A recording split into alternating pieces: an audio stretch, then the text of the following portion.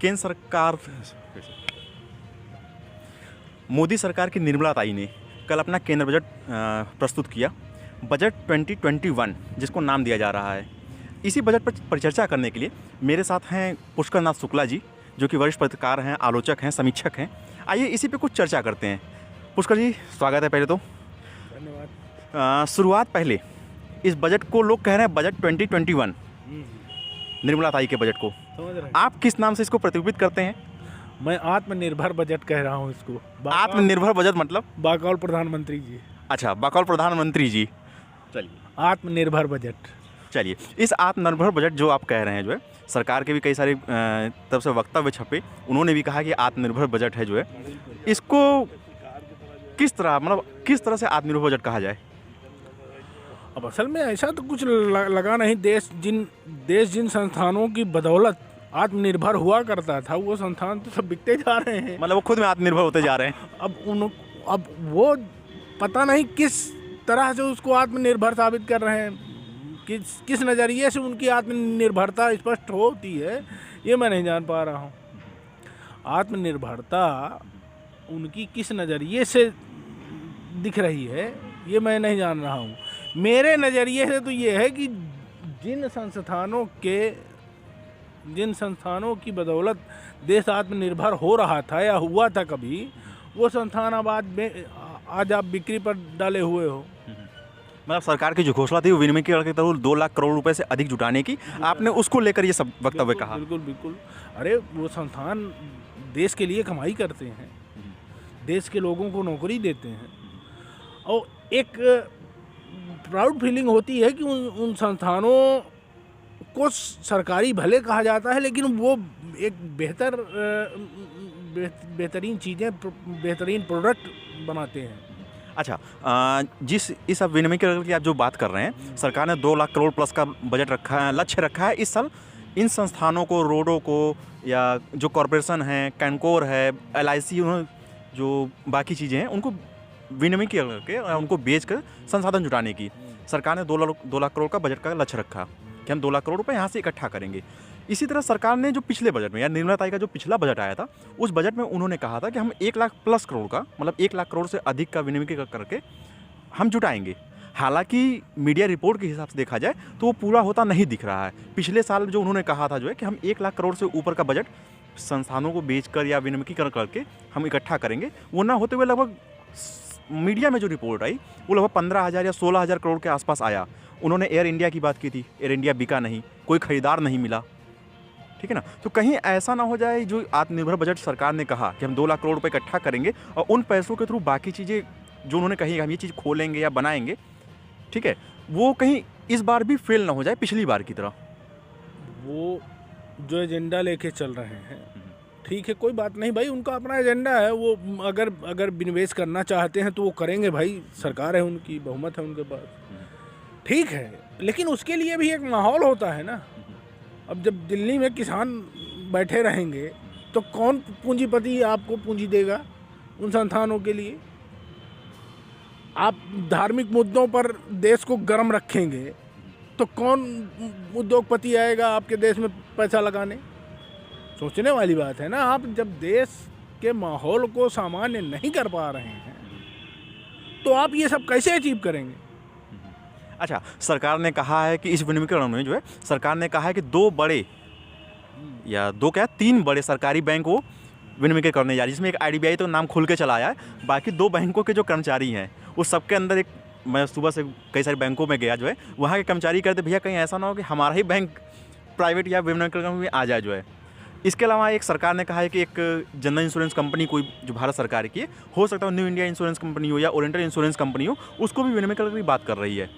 मुझे याद है जब 2012 में मोदी जी जिसमें मुख्यमंत्री हुआ करते थे गुजरात के, और केंद्र में मनमोहन सिंह जी की सरकार थी, मनमोहन सिंह जी की सरकार ने इस बीमा उद्योग में 25% से बढ़ाकर लगभग 49% का विदेशी पूंजी इन्वेस्टमेंट का जो है प्रपोजल रखा था। तो यही मोदी जी जो थे, या यही जो आज के वर्तमान प्रधानमंत्री जी हैं, उन्होंने मोदी जी कभी कुछ नहीं थे। वो अचानक 2014 के बाद पटल में आए उनका बहुत रोल राष्ट्रीय राजनीति में कभी था भी नहीं। वो गुजरात के मुख्यमंत्री रहे और राष्ट्रीय मुद्दों पर उन्होंने ज़्यादा से ज़्यादा 3 महीने पहले बोलना शुरू किया। 6 महीने के अंदर उनको इस देश का मतलब एकमात्र विकल्प मान लिया गया। नहीं, ऐसा नहीं कह सकते। ये सब मीडिया का रचा गया। नहीं, वो अलग चीज़ें हैं, ये अलग बात है। हाँ।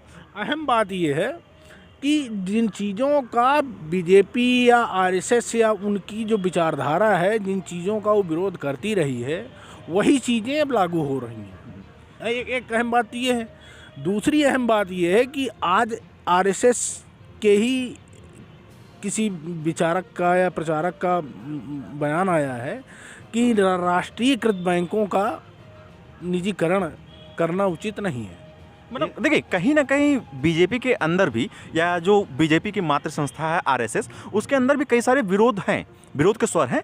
हमने भी सुने हैं, आप भी जानते हैं, आप आलोचक हैं, समीक्षक हैं, अक्सर देखते होंगे जो है। लेकिन क्या कारण है कि वो चीज़ें उभर कर सामने नहीं आ पा रही हैं? या तो मोदी जी का आभा मंडल इतना बड़ा हो चुका है, या फिर बीजेपी पार्टी पर बाजारवाद इतना प्रभावी हो चुका है कि उसके आड़ में सारी आवाज़ें जो है दब जा रही हैं।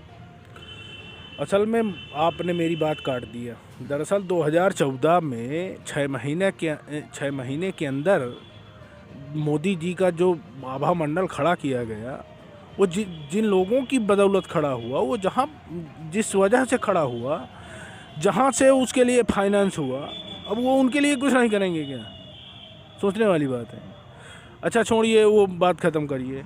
अब दूसरा मुद्दा ये है कि आज की स्थिति में आपके पास और तो कुछ प्रोडक्शन नहीं है आपके पास, और कहीं से पैसा आता नहीं दिख रहा है, तो आप पैसे की व्यवस्था कहाँ से करेंगे? आपके पास जब इनकम नहीं होगी तो आपको कुछ ना कुछ घर या अपने ढांचे का बेचना पड़ेगा। सीधी सी बात है। अच्छा, आते हैं बजट पे, वापस आते हैं। ये तो होगा विनिमयीकरण का। इसके अलावा बजट को लेकर जहाँ तक सबसे बड़ा सवाल जो मैंने जिनसे भी बात की, जितने लोगों से मैंने चर्चा की, परिचर्चा की, जो है सबका एक सवाल था कि भारत की अंतर्राष्ट्रीय स्थिति जो है, चाइना से लेके जो टेंशन बना हुआ है, जो पाकिस्तान से लेके टेंशन बना हुआ है, चाइना हमारे भारत के अंदर कई सारी रिपोर्ट में आपने भी देखा होगा घुसा बैठा है। तो कहीं ना कहीं हमें अपने रक्षा बजट को बढ़ाने की आवश्यकता थी। इस मौजूदा सरकार ने रक्षा बजट में कुछ खास नहीं किया।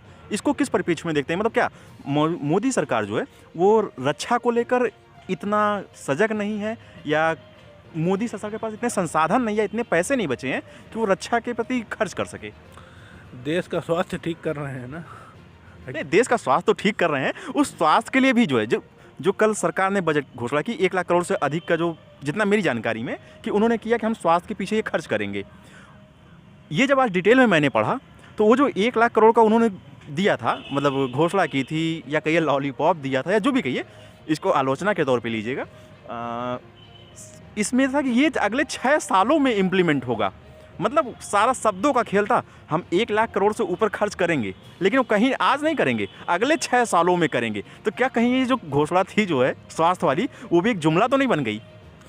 एक्चुअली जुमलों की सरकारें कही जाती है, लेकिन हम नहीं कहेंगे।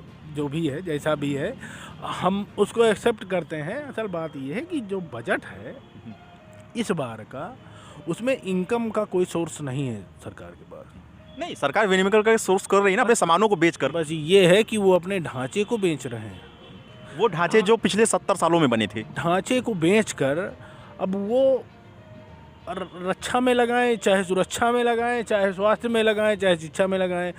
स्वास्थ्य बजट का तो ये हाल है कि वैक्सीन उन्होंने इतनी आनंद फानन में जारी कर दी, उसके लॉन्ग टर्म इफेक्ट क्या हो सकते हैं किसी पर, इस बारे में कोई परीक्षण हुआ? आप 6 महीने के अंदर ऐसे परीक्षण कैसे कर लोगे?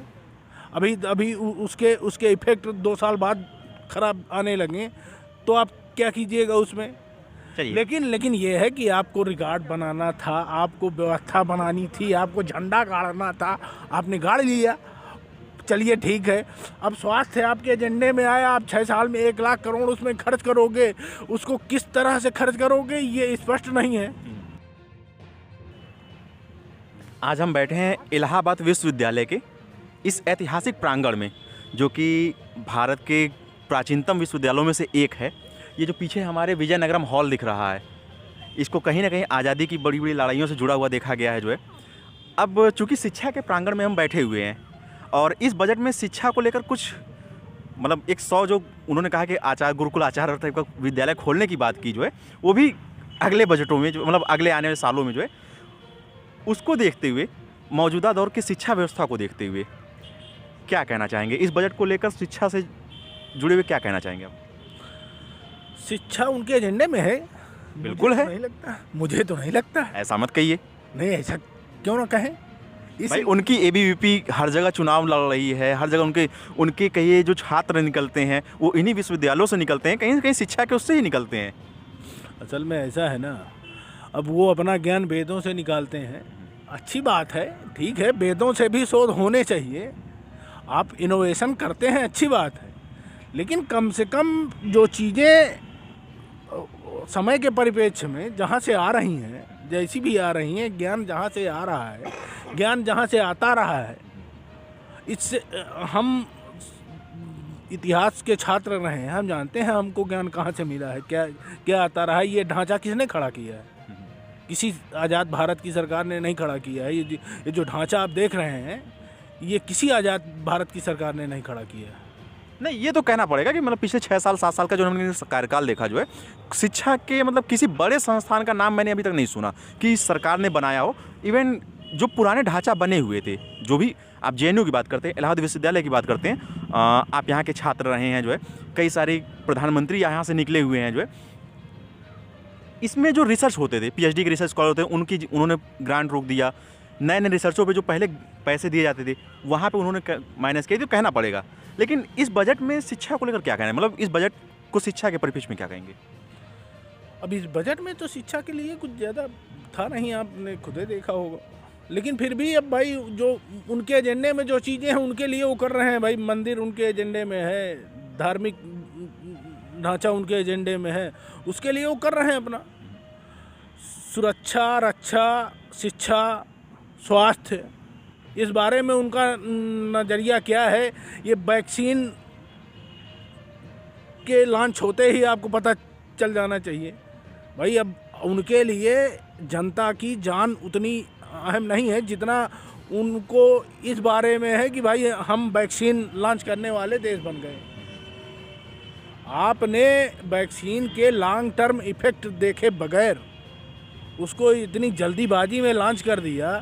आप फला देश को दे रहे हैं, फला देश को दे रहे हैं, वाह वाह वाह वाह वाह वाह क्या कहना है, लेकिन आपके देश की जनता पे वो लॉन्ग टर्म में क्या इफेक्ट डाल सकती है, इस बारे में आपने बिल्कुल नहीं सोचा। लॉन्ग टर्म तो ठीक है जो है, अभी मतलब पिछले अब जब से वैक्सीनेशन की प्रक्रिया शुरू हुई है, मेरी जानकारी में जितना आया है कि 17 या 18 लोगों की मृत्यु हो चुकी है और सबके पोस्टमार्टम रिपोर्ट में एक कॉमन वजह बताई गई कि हार्ट अटैक की वजह से हुआ।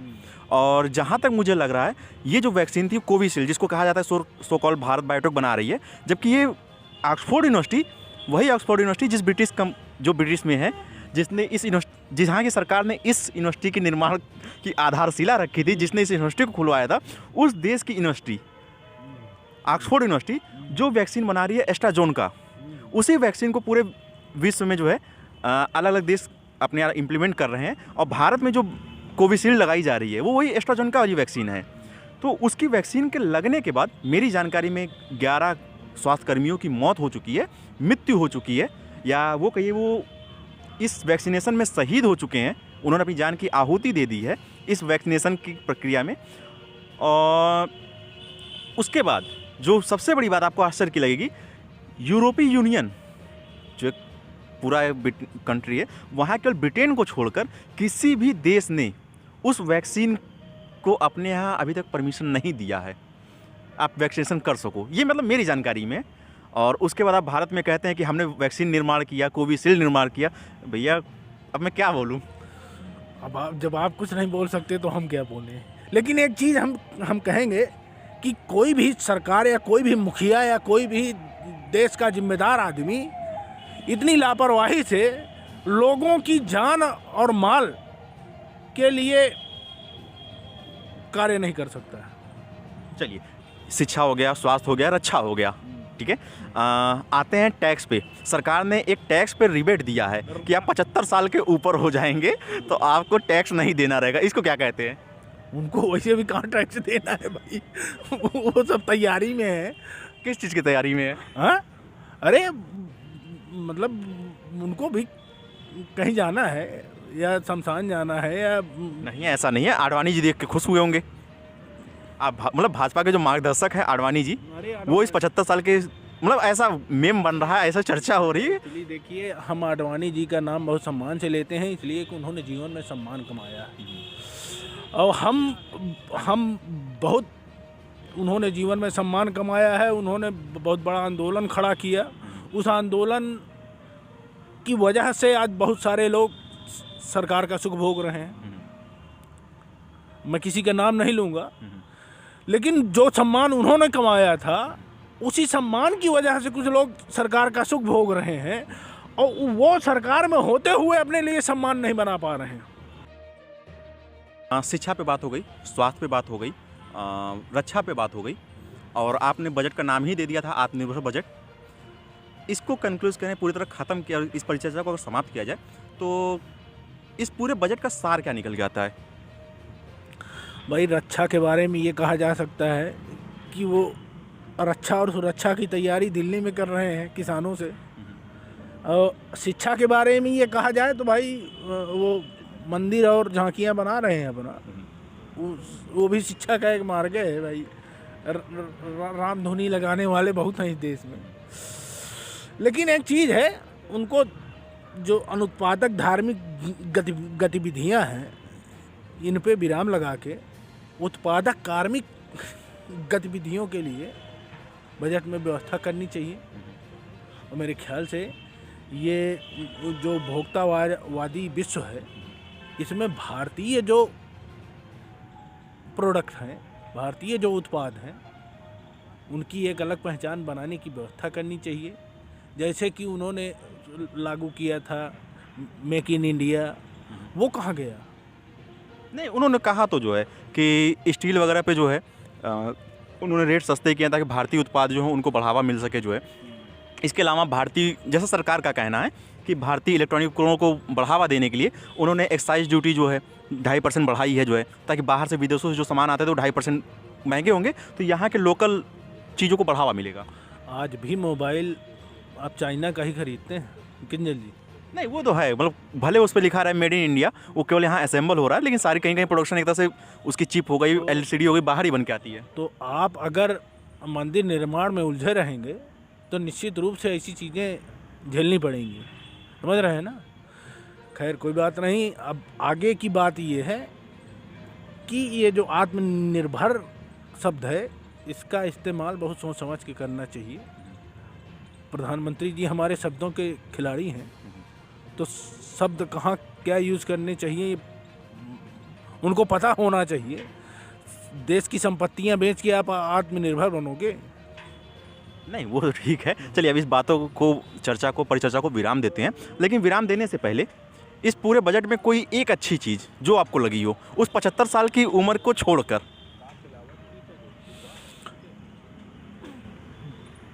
असल में ऐसा है ना, इस बारे में मेरा दृष्टिकोण प्रभावी हो जाएगा। मैं केवल इतना कहूँगा कि जो स्वास्थ्य के बारे में उन्होंने 1 लाख करोड़ दिए थे, उसका उपयोग सही ढंग से हो जाए तो वो बेहतर है। 1 लाख करोड़ दिए नहीं थे, वो आगामी 6 सालों की योजना है। फिर भी अगर वो 1 लाख करोड़ 6 साल में बेहतर ढंग से यूज हो जाए तो वो एक पॉजिटिव थिंग है। चलिए, मतलब स्वास्थ्य पे अगर सरकार जो बातें कर रही है, वो बातें अगर अच्छे से इम्प्लीमेंट कर ले जाती है तो कहीं ना कहीं भारत की तस्वीर बदल सकता है। ये तो मानना पड़ेगा इसमें। चलिए, इलाहाबाद विश्वविद्यालय के प्राचीन बिल्डिंग के सामने से जो है, ये जो विजयनगरम हॉल था, वहाँ से हम लोग परिचर्चा कर रहे थे, और आशा है, अपेक्षा है कि शायद कुछ अच्छा निष्कर्ष निकल कर आया हो, और जो मोदी सरकार ने बजट में घोषणाएं की हैं, उन घोषणाओं को अमली जामा पहना सके। इन्हीं बातों के साथ जो है, पुष्कर जी, आपका धन्यवाद। बहुत बहुत धन्यवाद किंजल जी आपका।